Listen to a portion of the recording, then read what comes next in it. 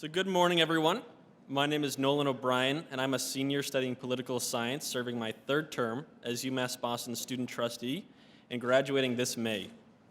And it is my honor to welcome you all here this morning. Thomas Jefferson once said, "I know of no safer depository of the ultimate powers of the society, but the people themselves. And if we think them not enlightened enough to exercise their control with a wholesome discretion, the remedy is not to take it from them, but to inform their discretion by education."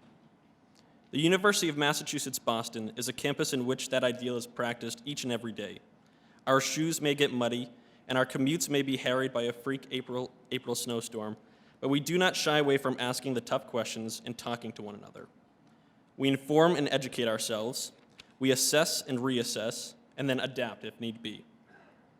When a young aspiring student leader comes up to me and asks how they can help, I never fail to tell them to go out and find a problem and make it your mission to solve that problem, because we are a campus of problem solvers. That is an important concept to grasp that is not shared by many other universities. It is a testament to our campus culture of advocacy, as well as our engagement from our leaders. So it is important to have moments of reflection like this. And I can think of no better person to lead this campus discussion than our Chancellor. For the past 4 years, I've had the pleasure of working with Chancellor Motley on a number of important issues related to student success and the progress of our campus. Even when I tried to escape for a summer to Washington, D.C., who do I bump into my first day down there but Chancellor Motley advocating for our campus in the nation's capital?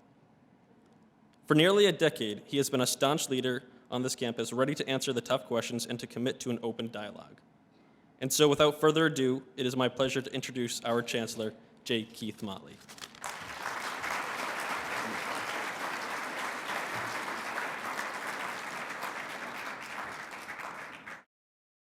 Thank you so much, Nolan. I appreciate all that you do here to help make this university such a wonderful place to be. Good morning, everybody. Listen, there are plenty of seats, and they must not have believed what I believed. I knew you could fill up this ballroom, particularly when we were going to have the opportunity to sort of share about where we're heading together in the future. And so I'm sorry that that door isn't open. I don't know whether or not we can do that and bring in more chairs. I don't know if there are fire codes or whatever. But first of all, thank you for taking time out of your busy schedules to grant me the opportunity to provide you with a brief update about the state of our university. When I returned to this university in 2007, I told you that it was a homecoming for me. Returning to this campus, returning to these students, returning to this staff, and also returning to this faculty, our urban mission and all of our commitment to community was a return to a place that I called home. Home implies familiarity.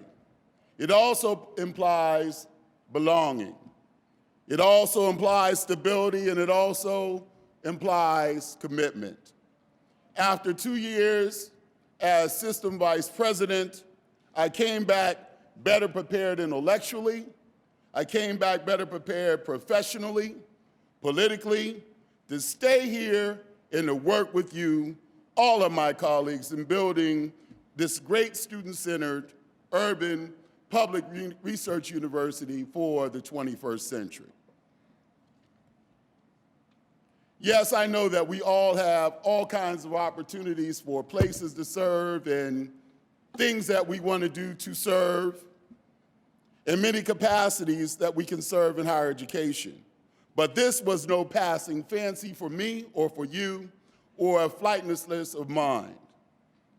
This grand vision springs from the deep fount of our founders' determination that the University of Massachusetts Boston be an institution of higher education that is equal to the best that this Commonwealth has to offer, which you and I know rivals the best in the world.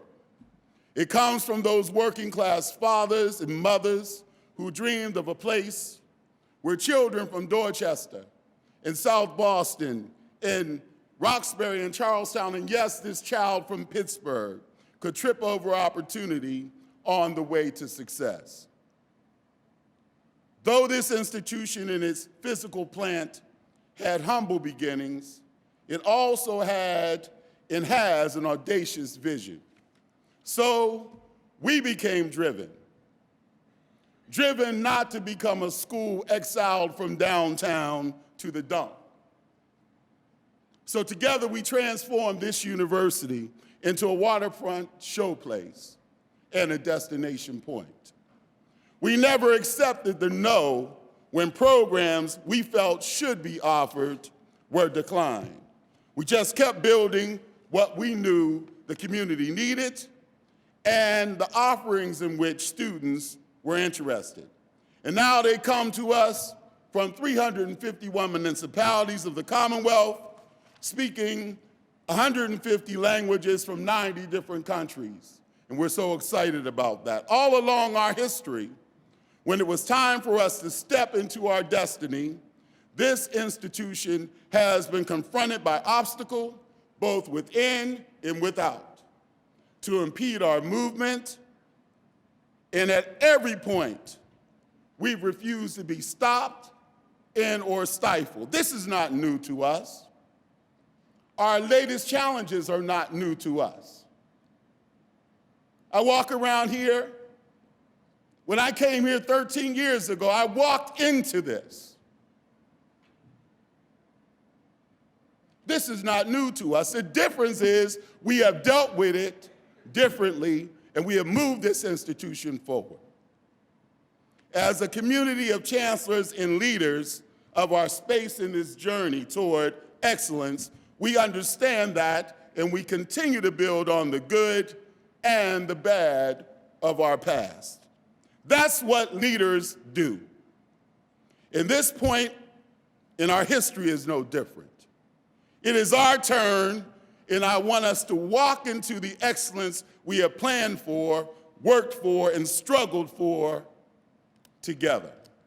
As you know, we are entering a new phase of development as we continue to evolve as a university. By following the objectives set out in your strategic plan, Fulfilling the Promise, we have positioned ourselves for unprecedented growth. Because of our successes, however, we have reached a juncture we knew we'd face as we took aggressive steps forward. No one has ever wanted your institution to become the institution that you knew it was and is going to be. No one, except for you. You know it, you've heard it, you felt it. So as we move forward to take on the third phase of our strategic plan, we have new partners in these efforts right here on this campus. We also have new partners and are developing our growing relationship with a new governor and with his administration. We are working with a new president. We are getting to know new university trustees as there's turnover all over the board, all of whom have inherited the opportunities and challenges of a great university, which we are also preparing to transition to a new campus culture running 24 hours a day, 7 days a week, and 365 days a year. That makes this an important time to take stock of where we are and where we're going. To be certain, we are sure-footed in our approach. That is why it's important for me to host this meeting. This is not the first time I've hosted this meeting. The last time we hosted it in another space. But the message is still the same. We are not going to allow anyone to transition us to what they would hope that we would become. A campus that cannot even understand itself in its greatness. A campus that would limit itself in its thinking. A campus that would allow somebody else to put it in its place.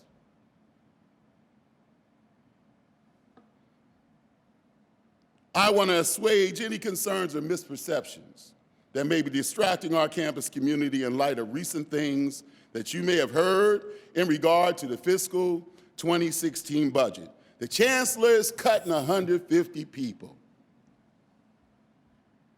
We have to stop our transformation. We can't build nothing anymore. He likes buildings better than he likes people. They need to make the state pay for the $500 million roadway project that they have. Yeah, we do. But you were waiting 40 years for the state to pay for your first building. The Chancellor wants to go to a city that will host the Olympics, so he's just leaving here. Oh, and by the way, he has a penthouse on the 13th floor of the library. So I've heard it all. Last time I talked to you, you told me that everybody who came through here had a mission. I have told you what my mission is. That's to serve you and to be with you. I have never waned from that, and neither should you. You should never allow anyone to position you emotionally, mentally, away from this thing that's energizing this campus, which is that it's finally our turn. But every time it's been your turn in the past, someone has disrupted that. That's not the game we play anymore. Nolan said it in some kind of nice language that we have determined over the last years that doesn't happen. You witnessed it in board meetings. But that's not the only place we do it. We do it every time your excellence is shown to somebody else, here or without in this campus. What you should know is that we've been working our way toward this crossroads as we've invested in physical and academic resources and in our students, faculty, and staff with the support of the Commonwealth in our partnership with the University of Massachusetts system. We established a broad vision for what this university should and will be, and we are all working very hard to see our dreams realized. As we enter the next phase of our strategic plan in the context of our NIAS accreditation, we are prepared to make big decisions to ensure we achieve even bigger dreams. Every institution that has ever pursued a rapid physical and cerebral transformation such as ours should at varying points expect some growing pains along the journey. The University of Massachusetts Boston is certainly not exempt from this reality. Yes, I walk around like we're exempt from it, and you should too. But we're not exempt from the realities of what's going on in this universe. Our goal is to make sure that it doesn't take us so off course that it impacts those who we serve. These students, our commitment to our faculty, our commitment to our staff, and to this great Commonwealth and beyond. Nevertheless, colleagues, the challenge before us at the University of Massachusetts Boston are significant, and the needs are compelling. But with the advancement of technology and knowledge, it now permits us to make connections and even find solutions impossible even to imagine just a decade ago. This is the blossoming of the urban character and the essence of the experience of the urban university. The assembled talent right in this room, the energy and the focused commitment we have here today is the greatest in our history. We cannot waste this moment. Our time continues to be now. We will rise to every single one of these challenges. It is an essential part of our urban mission to be a major player, to make a difference, to change outcomes for the better on fields far and near, from the shores of Dorchester Bay to the beautiful waters of Montego Bay. As you know, We are part of a larger University of Massachusetts system, governed by a single board of trustees. While we have our own budget and capital plan, I can't read that, but you could bring it up here. We must also manage our finances, including debt service, bond ratings, and general financial stability, within a context that requires system-wide fiscal health. The University of Massachusetts system and its universities throughout the Commonwealth are all in this together.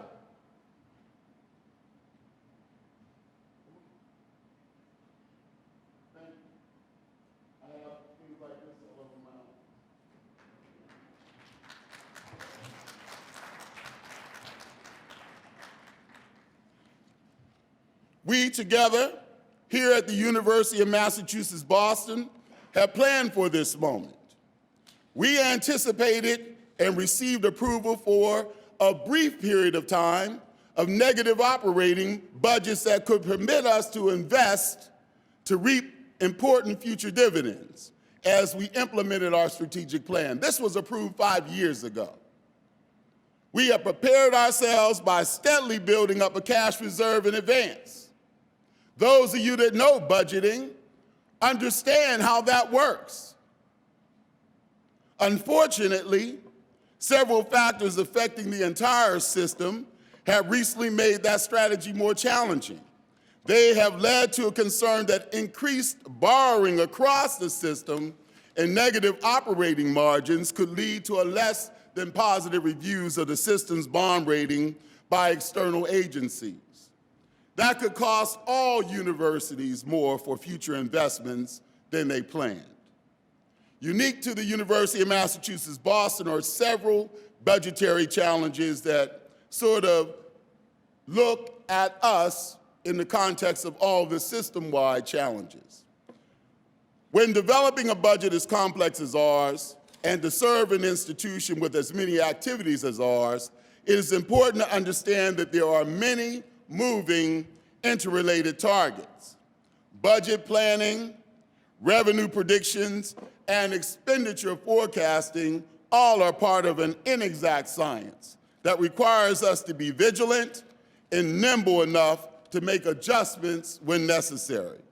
We have carefully planned for the capital spending that it takes to improve our infrastructure and to expand our campus.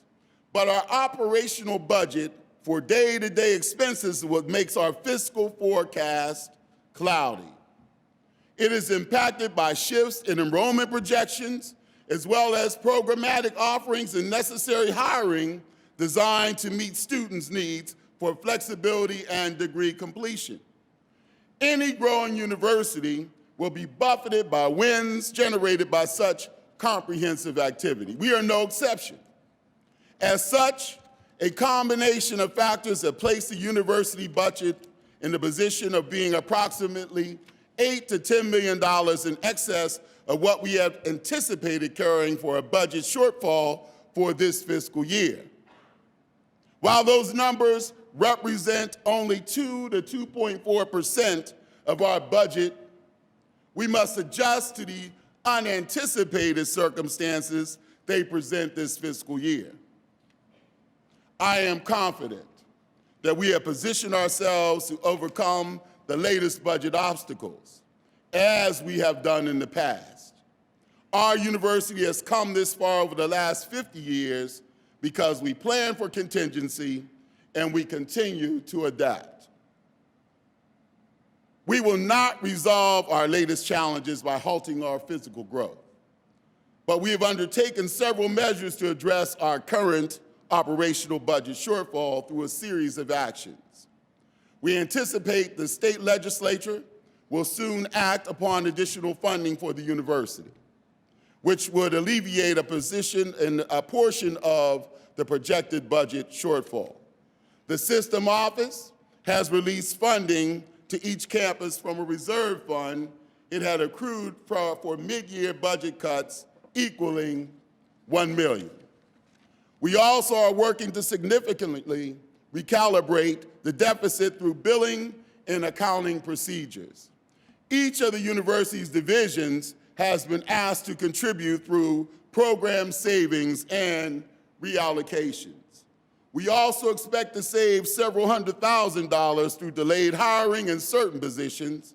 More savings are expected through the use of a newly formed vacancy review committee, which has asked hiring managers to determine the absolute necessity of each position they seek to fill. We are considering a modest adjustment in some areas of the College of Advancing and Professional Studies that could raise several $100,000 more in direct revenue. In December, prior to being informed about the need to adjust the 5-year projections, because that's a New Year's gift to us, we had already formed, and I had charged a university committee on budgeting to build a robust, stable, and sustainable planning and budgeting process and to facilitate the transparency and inclusiveness that I have been seeking for that process. That committee is charged to develop annual and multi-year budget recommendations. It's also charged to tie assumptions and decisions around budgeting to the university's agreed upon strategic goals and action plans. It's also charged to ensure that decisions are based on rigorous analysis of sound data. It's also charged to pursue opportunities to simplify the budgeting process according to the best practices. It's also charged to work in broad, inclusive, and in transparent ways. It's also charged to, in general, increase understanding of the university's financial management, planning, and budgeting by expanding involvement in improving communication throughout the campus. This committee is now working to bring us closer to our original budget projections, while also planning an open campus forum to gather additional input and suggestions from this campus community. They will also offer more details and outline a process for effectuating a balanced budget for the fiscal year 2017, which begins July 1st. As many of you know, whenever we make bold moves or encounter challenging circumstances, I insist that we concentrate on our core values as a university. These core values are like, in the hopes of minimizing disruption to the lives of our students, faculty, and staff, nothing is more important than our human resource. And that, my friend, is you. I have never cut a single person here. Never. I don't start with you. The business model is to start with you. We have never seen ourselves as one of those business models. We are the University of Massachusetts, Boston. There's an ethic of care that starts with you, and it spreads out and permeates throughout this institution, but it's what you feel when you come here. It's what keeps people like me, an outsider, here, who's learned to become an insider. And we can never forget that. Core values like our focus on students, and that, do you think that there's been any chancellor of this university that wants tuition hikes? No. I don't make that decision. I would gift this away to the world. That's why I am a public education leader, period. Our focus on students will serve as the foundation for all of the choices, and we will ensure that the teaching, research, and service, the core of our operation, continues at the highest level. Core values like, we will not slow down our momentum in light of the challenges we face. We will use them as motivation to improve our university inside and out, and we will keep charging ahead. We will not fall victim to the history of what has kept us, in some people's eyes, in our place. Core values like, as we fashion and implement the strategy to deal with these challenges, we will not allow the University of Massachusetts Boston to fall prey to negativity, but we will predicate all of our actions on an ethic of care. Our culture of mutual appreciation, affirmation, and gratitude must continue in spite of the trials we face. We must remain hopeful and optimistic, as well as serious-minded and also realistic for all that is to come for this university. Moments of difficulty must not permit us to get off track from our goal of achieving decades of success. Now, you may recall at the beginning of this fall semester, at convocation, I talked about our forecast for the next 50 years.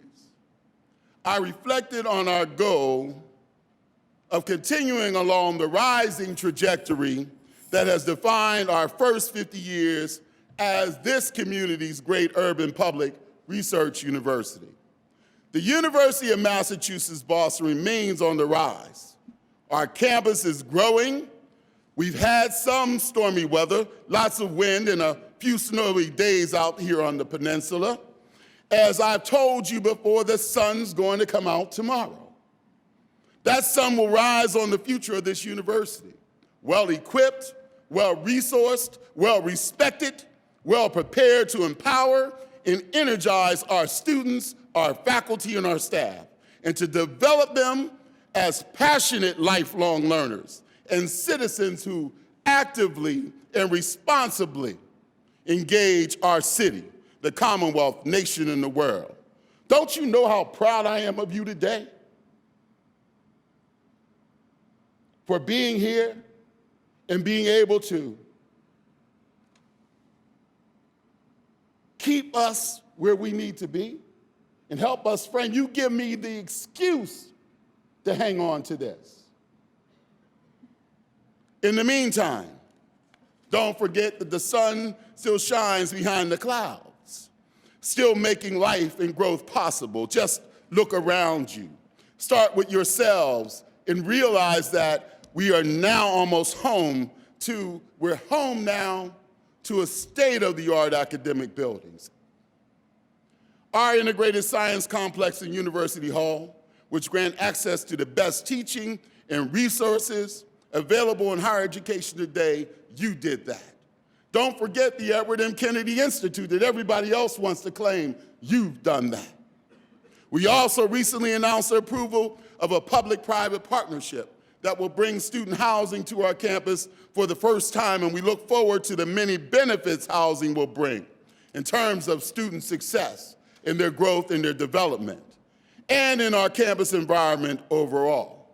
We will build that parking garage that we've been waiting for 10 years. Our academic programs and our research projects are expanding. Our nationally recognized programs to continue to climb rankings, such as U.S. News and World Report's Top 100 list. And more importantly to me than those lists, this institution is climbing in the mental models of so many around this country, but more importantly to the people that we serve. Sometimes I have to have a tune-up about how great we are. I'll sit at meetings and someone will be talking about students and I'm thinking they're talking about somebody else's students when they're talking about ours. So I have to check myself sometimes about us in our environment, because when someone tells you that you can't so long, when someone gives you budget challenges every time you take along, you check it out, and then halfway through the year, here they come again. But you're still standing. You can start feeling wobbly every now and then. But then I look around this room, and I look at the notes I get from you. See, what you are in the dark sometimes isn't what you are in the light. The dark meaning that I get some wonderful notes from folk wanting to help. Sometimes in the light, it may not feel like that, but I get some wonderful notes from everyone here about how they can help. One came into me recently, Chancellor. Listen, I don't have much. All I have is an RES or some kind of fund. I don't even know what it's called. Is it RES fund? Something like that. Is it an RES fund? I'm like, okay. I'm willing to give that up. I said, if we get to that point, we're really in trouble. But the reality was, what a wonderful thought. Not, oh, the sky is falling. Now it's time to jump ship. Now it's time to get off course. Don't you know that's what some of this is designed to do? Don't you know you're scary for some folk? Don't you know that this institution in this city at this time, with this value proposition, with all of you leading it, what an unbelievable space. What a story. What an opportunity. Last year, we had a record-setting $63 million in research activity. We also are breaking records in regard to our student enrollment. So don't let the fact that I started out talking about enrollment, we broke records there, throw you off. But when you project in sometimes what might be considered an overly optimistic way, that can throw you off as well. The number of prospective students who apply early action to our university, which is something we just started doing not too long ago. Every other institution in America was doing that. You know the story if you've been around here a long time. Disciplines that they didn't want you to have because it would be too attractive to everybody to want to come here.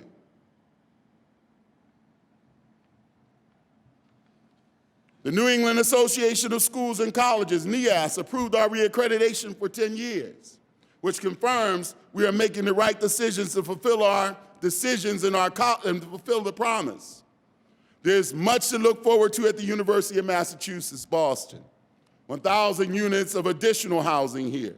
A modernized, fully functional utility corridor. That road will be done. The blacktop is going up now.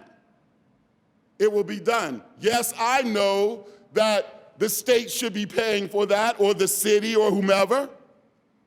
You knew that 40 years ago, some of you.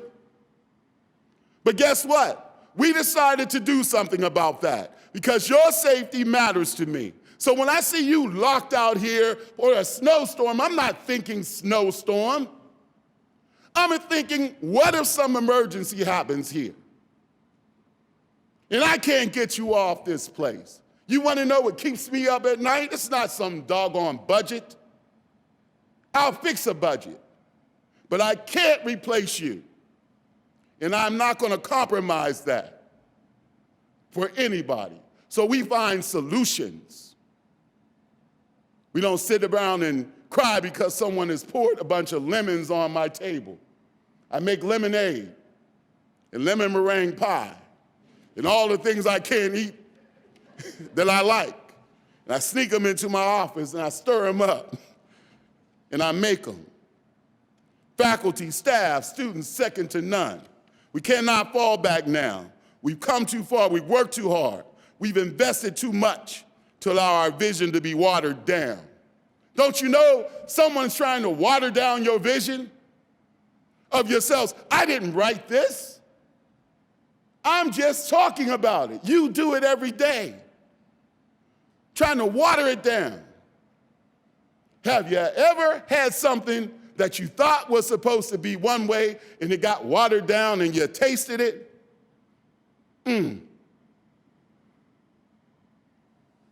We're not letting anybody water us down. We will not be compromised by anyone.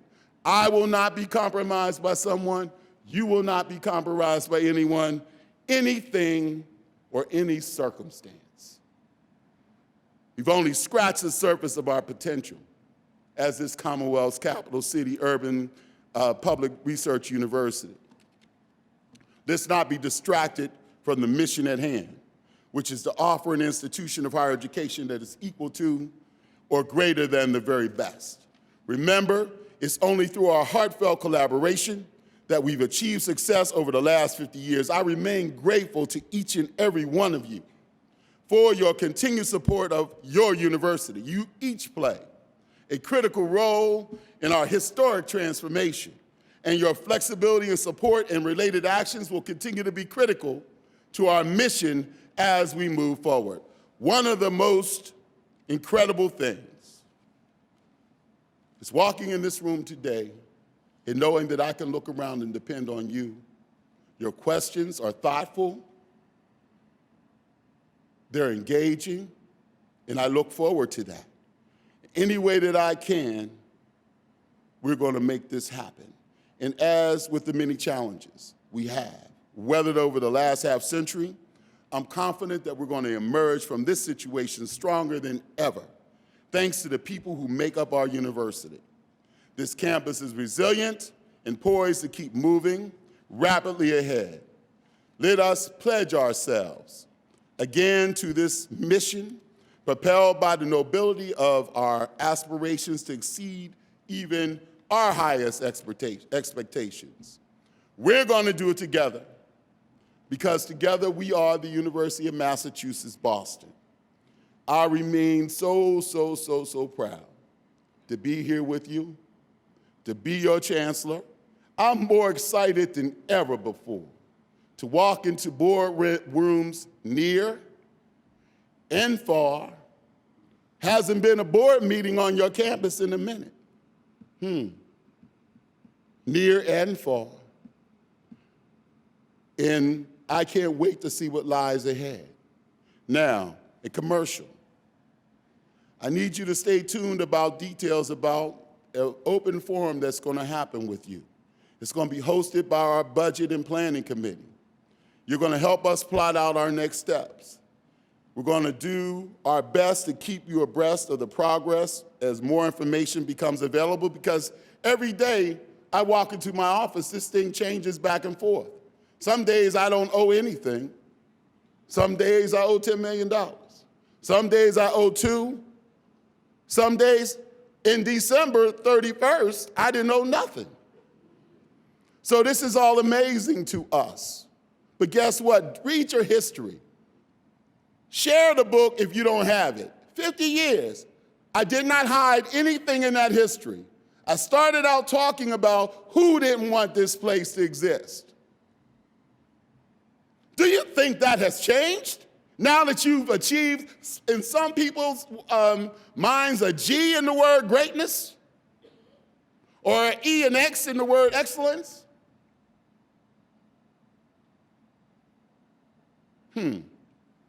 So if you have any questions, please do not hesitate to reach out to these vice chancellors, to your deans, to me directly.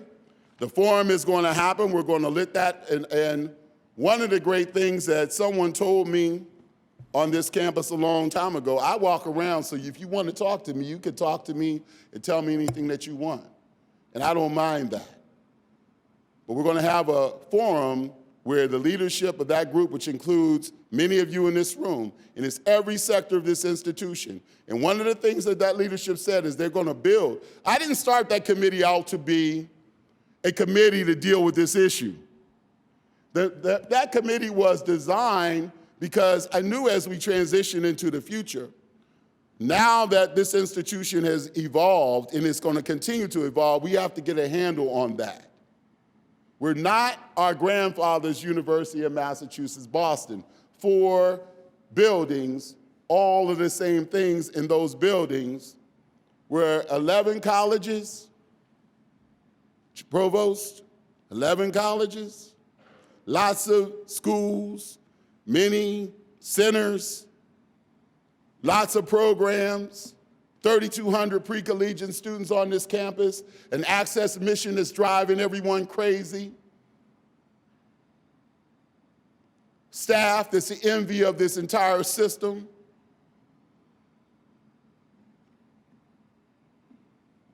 That's why I'm proud to be here. And so we go forward together. That forum is going to be announced. Do we have a date for it yet?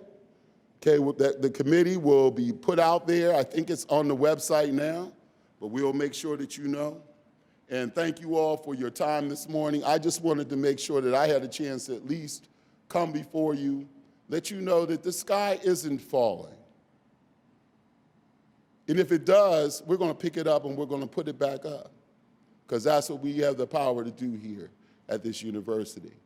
Because we'll stack on top. I'll be the person on the bottom of that pile, and we'll just pack on top until we reach that sky. But the bottom line is that we're going to move forward. Thank you so much for coming out today. I'll be around for all of you that have whatever kind of inquiries you want to make with me. Thank you.